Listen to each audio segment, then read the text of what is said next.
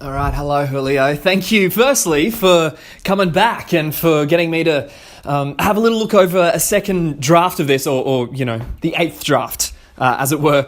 A lot of, just reading through, I can see the changes you've made. And it's pretty fundamental stuff, which is always very, very hard as a scriptwriter to receive advice that's changing bigger picture elements of your screenplay and then go back, make those changes and complete them so quickly. It really has only been a week or so. So very good job. Just reading through, I hope you can see it as well. I think I certainly can. I'm sure you can. It just feels better. It's a better structure. There's some great little moments that you've found in there as well that just weren't there before. But I think particularly in regards to the structure, the confrontation with Brad at the end, all of that firefighter stuff, that big finale there, even the moment of death, you've got that in there. We'll talk about that a little bit more, but that's very, very nice. And bringing the first act... cutting it out a little bit and bringing that moment where he declares, I'm going to get back at you, Brad, earlier on is very nice as well. There is some funny stuff. Cut to the cheese. I don't know if that was there in the first half. I can't remember. If it was, I looked over it. But that is a funny line. The scene when we meet the beauty is cool. It's original and quirky and funny. I enjoyed that. And just a lot of that bigger picture stuff. Especially, I got to say this, with Poochie and the backstory about Phoenix's mum being sick. That really makes us like him and us like the dog a bit more, which builds those stakes and helps to raise the stakes, which is a lot of what we were talking about as well. So great job. Really, really nice. It's coming together very, very, very well. There's comments I've made. I want to start off with the bigger picture stuff first. I was thinking about this and I'm thinking there really is two goals at the moment, which is making it not confusing, but I think is making it a little bit confusing to write. And obviously the two goals are to get back Poochie and then to bring down this church. And what we really want to do is make a film and have a story and have a plot revolving around the one goal. So I've been thinking about ways to make that happen. And once again, as with everything I'll say, these are suggestions. You don't need to create the changes that I'm recommending. But if you were to implement them, I believe we'd have a stronger story for it. I think it starts off with him wanting Poochie back. I think that's such a core and integral part of the story that you have crafted. I like it. Those dog movies play well. It's like a Marley and Me kind of thing, right? I think he needs to want the dog back. But stick with me here. This is kind of what I was thinking with this. Maybe he wants the money. He goes to the church. The guys come to his door. They take Poochie as collateral. So now he's trying to get that 5,000 or whatever by December 31st so we can get back the dog. Him and Marilyn are still together at this point, but we've seen that she's a bitch, that he's unhappy. We don't like her, but he hasn't realized that yet. She's happy that the dog's gone.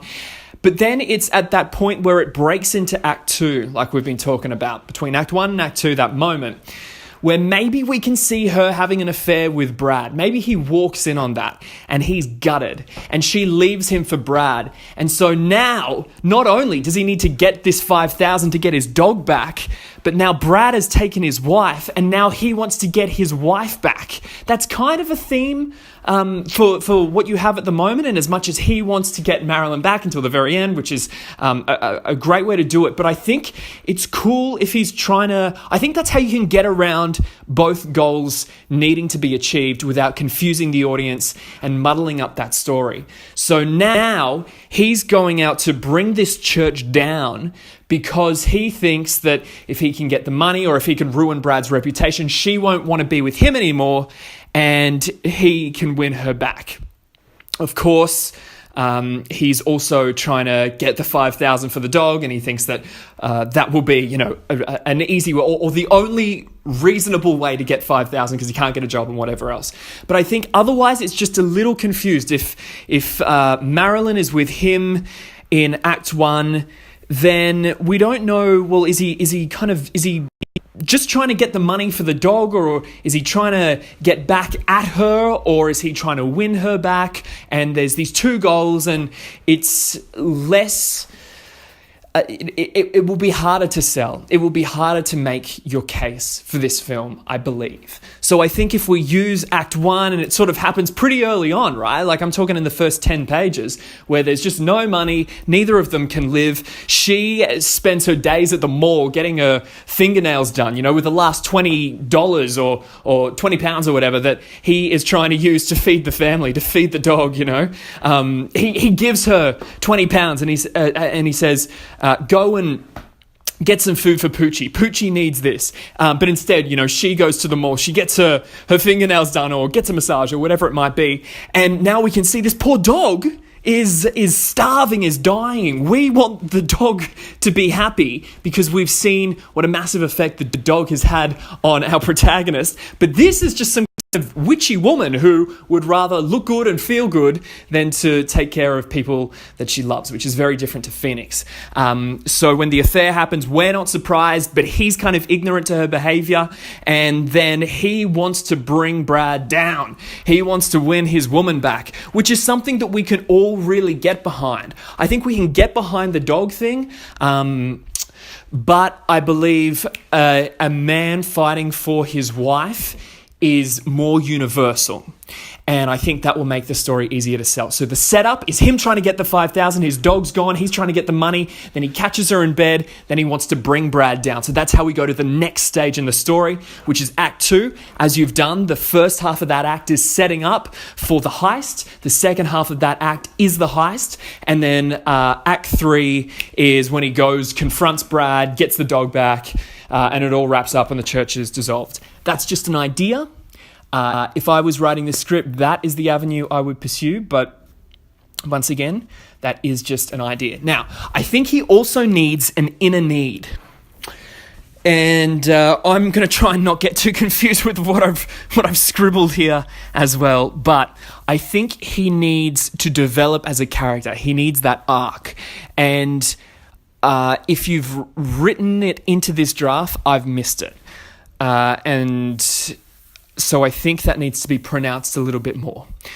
I think if we were to go with the idea that I just pitched you, like a slight divergence on the story that you've gone for, then the arc is he needs to let go of his wife. He needs to learn that he can do better, that he doesn't need her, And that's what he learns through the heist. And, he makes new friends and he gets a new sense of self-worth. And he realizes that this bitchy woman that he's married to isn't the woman of his dreams, isn't who he wants. He can do better. So that would be the arc. Or we go down, and here's just another idea that I've kind of spitballed. I realized when I read it again this second time that there's the fire at the start, and now we've got that fire in the finale. I don't know if that's intentional at all, but I think there's like a setup to a payoff there. And I think it'd be really interesting now that we've got the backstory of the mum. I love the mum getting sick and the dog being there, but I think what you need to do in Act 3 in the finale is for the protagonist to confront his biggest fear. I think he's afraid of Brad, so it's great when he goes to confront him. He's really stepping up in that moment. But if there's a fire, and for some reason he is terrified of fires, and he still runs into that building to save his friend, to rescue Vinny, then that is a hero. And that's what we want the protagonist to be. So I think if we can work backwards and create a backstory that he's afraid of fire, maybe his mum died in the fire, maybe this is his worst nightmare, maybe when we first start off, he's doing all he can so the house doesn't go up in flames, and then when it does, we can see his reaction. We can see how terrified he is of fire and of losing everything that he's owned, and we understand how scared our protagonist is. So when there's the fire at the end of Act 2, we can see if he's changed or not. We can see his arc and how he's grown through this story, and if he is brave enough and if he has enough character to run into that building and save his friend despite knowing how terrified he is of that. Maybe we can tie that into the backstory with the mum and really bring out some emotion in that. That way, it's not just a kind of random thing that we've tapped in at the end there, something that we've just added to the story to make it, dramatic and whatever else, but it really gets to the core of the character. In that sense, it could be the theme or the arc could be letting go of his mum. The dog's been there the whole time. His mum's been there all his life. He's loved her dearly. But he's still, it's kind of like that PTSD thing, right? He's very traumatic. He's been traumatized, and hasn't dealt with her passing. But this is his chance to do that. And we visually see that, which is what you obviously want in a screenplay, when he runs into the fire and he finally confronts the fear. He's been running away from those terrible thoughts of her caught up in the fire ever since it happened, but now we see him confront it. We know that there's been this moment of change. There's a catharsis that comes out from that. It's just adding another layer of depth and something that the audience watching are going to go, holy shit, like this means a lot. This is a big moment. So that's just a thought. Have a think about the theme. There's a bit of potential there, a bit of change. Looking at your front cover, your cover page, I think we can scrap the photo. I think, as we were talking about briefly the other day, if you need to have a reference to it being a puppet piece, then do that. But on a front cover for a screenplay, you really just want that to be nice and generic. I think there's a couple of great screenwriting books out there. One of them's called The Hollywood Standard. I'm not sure if I mentioned that last time, but it's very good for formatting. And I think we're now at the point where now that we've made some of those bigger changes and we're ready to start honing what we have on the page, it's really good to understand the proper formatting of a screenplay. So, for instance, just looking at the page one here, black screen, you would always start by saying fade in at the start of a screenplay, fade out at the end of a screenplay.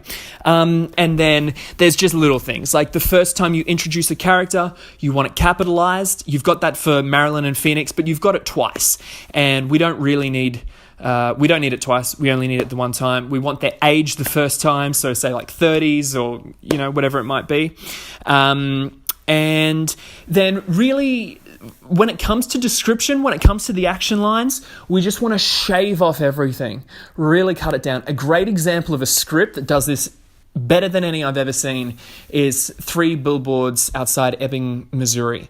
And it is just a phenomenal screenplay in as much as this is one of the best films of, 2017? But this is a film with very little description. It almost reads like a play, like it's almost just dialogue, and that is a great way to do it to keep people hooked. There's this old thing in Hollywood that people only read the dialogue, which isn't quite true, but certainly when dialogue eats up far less of the page than description, if you're reading something like this in a hurry, as they would in competitions, because there's so many submissions, then you just want to be doing yourself a favor. Now, we obviously need to keep it visual, you need to keep showing it, but you just want to shave it down. You want to cut out everything within those lines of description that don't need to be there. So, like just looking at Poochie, their young, medium-sized dog tilts his head, trying to figure out what Phoenix is doing. For instance, in that line, I do Poochie, a medium-sized dog, tilts his head. Trying to figure out, I think we innately understand that if a dog is tilting their head, he's trying to figure out what's going on. So we can shave off those words there. And it doesn't feel like much, but when you go through meticulously each and every line of the screenplay, you're going to cut off pages and pages and pages. And more importantly, the reader is going to have a far more enjoyable time reading the screenplay, which is only going to be beneficial to you.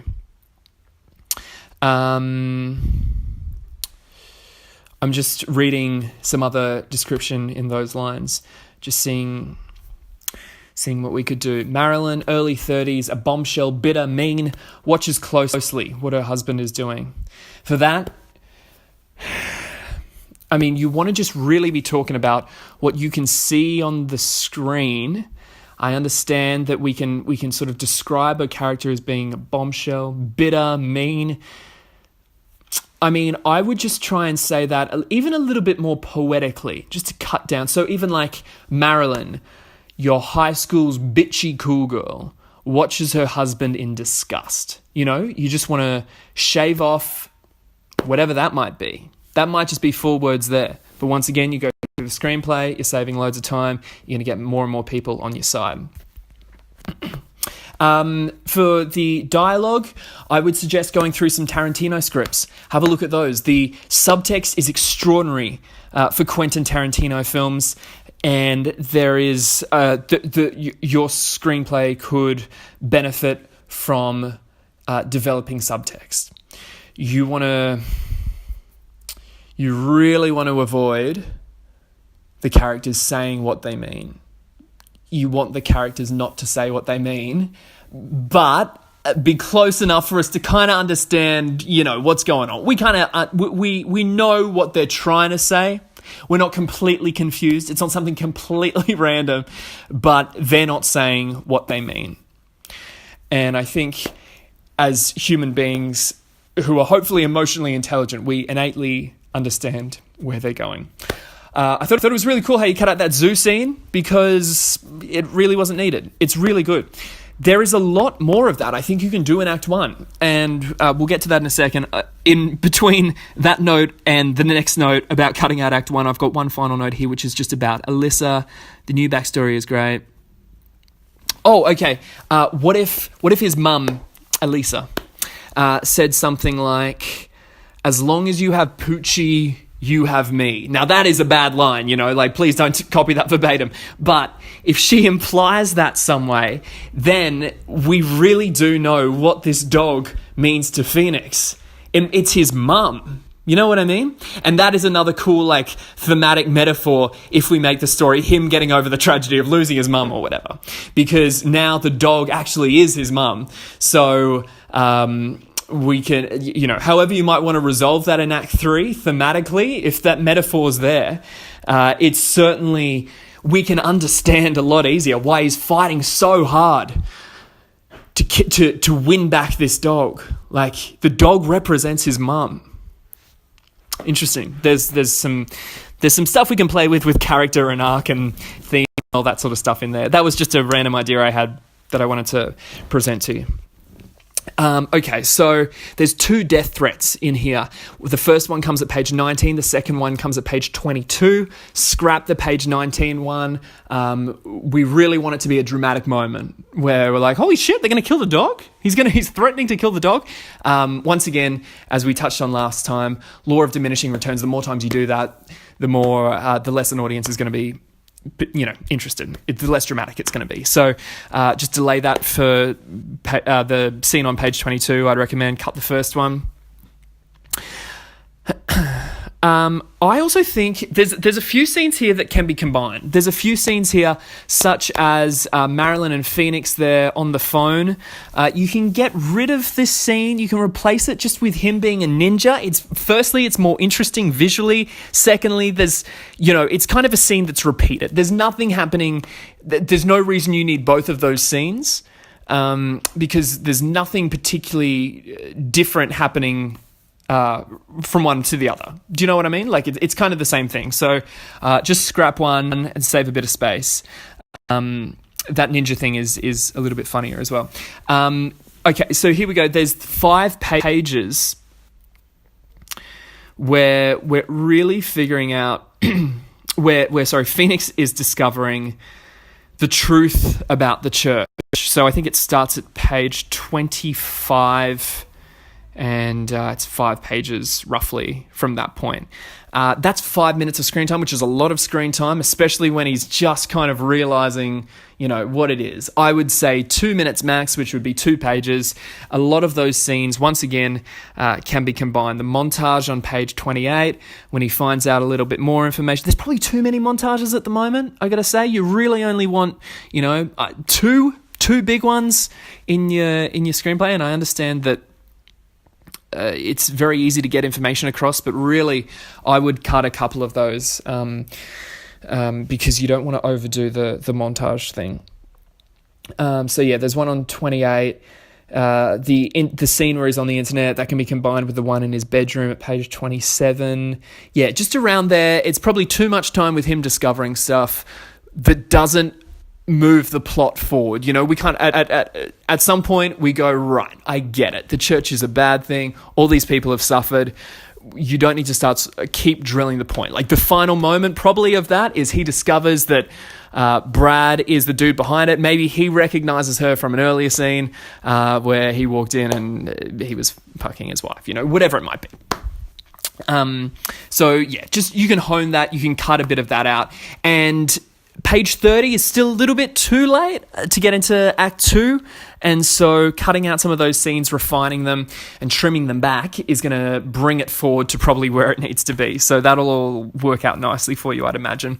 We've got a bunch of characters crying in the screenplay. I would cut that out as well. Have them fighting tears. It's much more interesting to watch than just a couple of characters sort of blubbering. And it rarely kind of happens in real life. Rarely you get someone crying, or in a movie for that fact. I think a lot of good filmmakers have kind of clued onto the fact now that people kind of just get uncomfortable when people are crying. You don't tend to empathize with them as much as if they are trying not to cry. Like, that is quite a heartbreaking thing to watch, certainly more so than the crying. Page 30, Phoenix says, "I'm going to bring you down." That's great. That's when we crack into Act 2, as we were talking about. But from that point, he should stop cooperating with Brad. So after that moment, he still goes over. He tries to give him the money. He says, "I got the 200. I don't know if the 200 is going to be enough, but I don't have any more money." But he's trying to negotiate with Brad. At that point, he's trying to bring him down. I reckon he just goes, "Right, I'm going to ruin this guy. I'm going to bring down the church. I'm going to get back the money for my dog." He should no longer be negotiating. At that point, they're enemies. At that point, you've got a protagonist and an antagonist, and he's not going about it in a nice way. He's going about it in his badass Phoenix way, is what I'd suggest. So you would cut that scene afterwards as well. There's a specific date that you reference, the 31st of December. There's also a date straight after that, that's the 27th. I don't know if you changed those dates around or if there was another reason for that I didn't pick up on, but I think maybe that was just a typo. I would also suggest that you say rather 1 week or 2 weeks or whatever it might be. I think 1 week is probably a lot better. It seems a lot more dramatic and a lot more immediate. When you say December 31st, if you don't really have any reference point to what the date currently is or anything like that, which I guess you could, because it's Christmas time maybe, but I would just say 1 week. It's a lot easier to understand than at 4:15 on the 20th, whatever it might be. Currently the setup, I see, okay, yeah. So the heist begins at 56, cool, that's the midpoint, really nice. Good work touching on that. The setup before that is 14 pages, which is just a bit too long, or quite a bit too long. We don't need 14 pages of going through the plan plot point by plot point. It is important to understand exactly what is meant to happen, because then the second half of Act 2, when they're actually out there, it should be going wrong every step of the way. You know what I mean? They have made this perfect plan. What could ever go wrong? And then the second part of Act 2 is us seeing exactly what could go wrong, because nothing goes right. That's the drama that comes from However, 14 pages is just too long to do that. Of course, I keep mentioning it. It's just because it's another kind of heist film, like Ocean's 11. If you want to see how they set it up and how quickly and simply they're able to do that, grab one of those screenplays online. They do it better than anyone else. So you're going to cut back on the pages there, I would suggest. So you've still got a bit of room to play in the first part of Act 2. And what we want to do is get to know those characters better. And they need to get to know each other better. So we need these little scenes where it's a great way to introduce them. I thought the scene where he goes to the kid's place and gets like the porn password, very funny. I thought that was really neat. And not where I thought it was going. I thought we were going to have like an 8-year-old in here for a second. But then obviously he knows someone who knows someone and whatever else. I think we need to get to know those characters better. Maybe one of them declines at first. Maybe the beauty says, I don't need this, I don't need the money, whatever it might be. But everyone needs to have their own reason for getting in and being involved. Everyone needs to have their own reason for getting into this heist. And we need to understand that. And that is the part of the script where we understand that. So more time in the build-up. We see some of them are worried about it. Some of them are like overly arrogant. Show them getting to know each other. This is the point where we want to sort of understand it before all the shit goes down in the second part of Act 2. I'd stay clear of the word faggotry on page 98. It's just not really one of those words that's going to play well to a 2019 audience. The all is lost moment is in the right place. Smack bang, well done. It's just confusing because it's like a fantasy sequence or something. It's something that doesn't happen. And I get the merit of it, but I would rework that. Firstly, it's just a bit too long. Like it takes up like a page or something like that. Not everything needs to go wrong in that moment, as I'm sure you understand. Not every single thing needs to go wrong, but something needs to go terribly wrong, you know?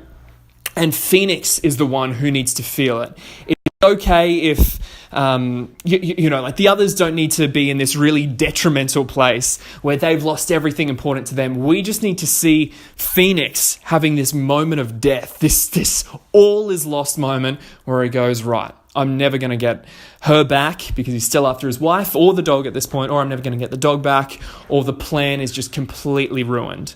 So just be careful with that. I'd redo it because it's nothing actually ends up happening from that sequence. It kind of is just like a fantasy sequence, as I understood it through reading it. The firefighter thing, I would suggest that someone knows someone there. Otherwise, it just feels a little bit random.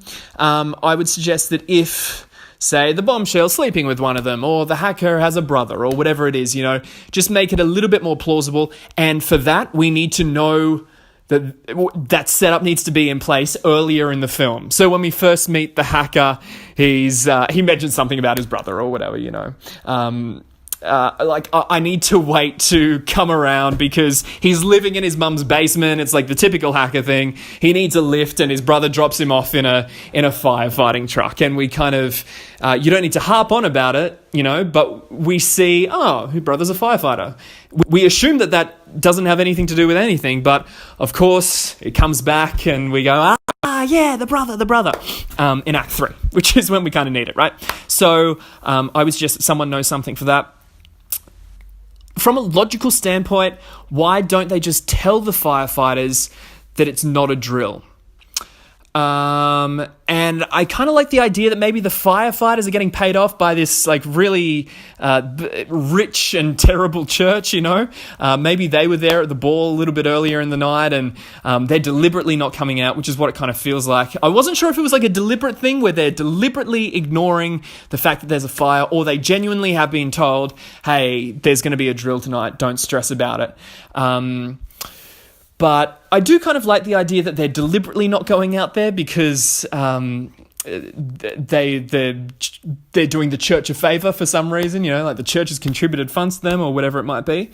But it just doesn't make sense if it is if they genuinely think it's a drill, for them not to go out there, or for Phoenix or whoever to call them and be like, no, seriously guys, there are flames. Otherwise they would come straight out, right? And it's going to be far less time to get them straight out for Phoenix and the beauty and the hacker to go out and get into the different firefighting equipment. So just be careful, just from a logical standpoint. If you've got an answer to that I just picked up on, then happy days, that's good. It would be kind of cool if somehow the cash, if like Vinny's inside and the cash, when the police come to rescue them at the end, the cash can be taken out with the police. I just like the idea. There's just something kind of cool about playing with the idea of they've stolen all the money and the police are accidentally helping them to escape with it. The police are kind of ignorant to the fact that they have all that money, but turns out that the police are helping them get away from the scene of the crime and they're taking all the money with them. I don't know if you could do something like that, but that could potentially be kind of cool as well. In that final scene with Phoenix, Brad needs to realize, either by Phoenix telling him or he's seen security camera footage or whatever, he needs to have a moment of epiphany where he recognizes Phoenix as the dude that's ruined him, the guy that's taken the money, the guy who's gone into his church and the guy who's now trying to get his wife back and whatever. But I think he definitely needs to recognize him as the guy responsible for the heist, because that could be a really cool moment and something very, very interesting there as well. Don't have Brad apologize in that fight. It makes him likable. The last thing we want is for him to be likable. He needs to just be a terrible guy, I think. We can kind of understand, maybe there's like a rationale behind why Brad has chosen to rip all these people off, and we can understand his motivations, but I think in that final scene, it needs to be black and white. We need to know who we're rooting for and not be confused. Otherwise, the power of that moment will be lost. I'm just reading this final note. Gonna burn the house down. He's afraid of fire. Once again, just kind of harping back to the start there. So I hope that helps. I hope there's some good or some thoughts in there that might inspire the next stage and the next draft. But there's some bigger picture stuff we can still play with, and we've definitely still got time before this competition. We can keep molding these characters, keep reworking that inner story, the theme, play around with the structure a little bit, and really, I think at this point we just chop all the unnecessary stuff. I think we chop unnecessary scenes. We combine scenes when they can be combined. We just get rid of montages and sequences if there's an easy, simple, quick way to tell something. And let's not worry. I would like to see this screenplay come down to 90 pages. I think at the moment, as it is currently written, you can crop 20 pages out and it'll still make perfect sense. So I would suggest the next part of that would be you going through and just trimming. And I reckon you just trim 20 pages. And that will be in description. Just really make it just cut to the bone. Cut out all the unnecessary stuff in the description. And, of course, go through those scenes and sequences and chop out a whole bunch. And then we can start getting all the wording right once we have finished playing around with the bigger picture stuff. Then we can really fine-tune the way you phrase those action lines and the way you structure your dialogue and how the characters talk and whatever else. However, the structure is great. It's already looking far better than when I first came along and read it. You've done an excellent job. I have complete faith that the next round, the next draft that you end up producing will be even better yet. And of course, I'm here if you want to run it past me. All the best, Julio. Always love working with you, my friend. I hope this has been helpful and beneficial. Take it easy. Bye-bye.